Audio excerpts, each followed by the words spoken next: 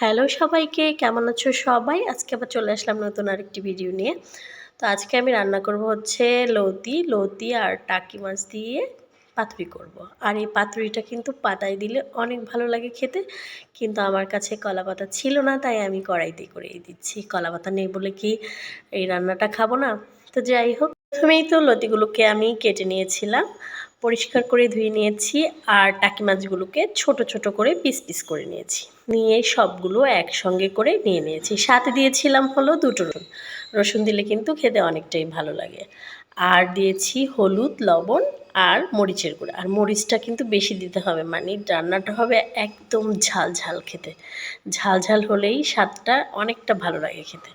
তো সব কিছু দিয়ে মিশিয়ে সরিষার তেল দিয়ে মেখে ঝুঁকে একদম জল দিয়ে সিদ্ধ হওয়ার মতো করে জল দিয়ে তারপরে ঢাকনা দিয়ে দিয়েছি। ঢাকনা দিয়ে রান্না করা শুরু করে দিয়েছি। তো মাঝে আবার ঢাকনাটা তুলে আবার একটু নেড়ে চেড়ে দিচ্ছিলাম।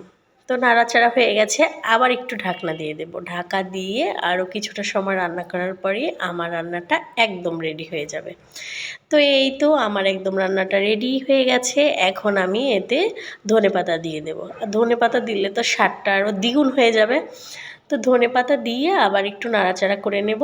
আর আমি কিন্তু একদম শুকনো করব না, একটু ভিজা ভিজা রাখবো, তাতে খেতে কিন্তু অনেকটা ভালো লাগে। তো আমার মতো কে কে লতি খেতে ভালোবাসেন কমেন্ট করে জানাবেন। আমার তো লতি যেভাবেই রান্না করি সেভাবেই ভালো লাগে।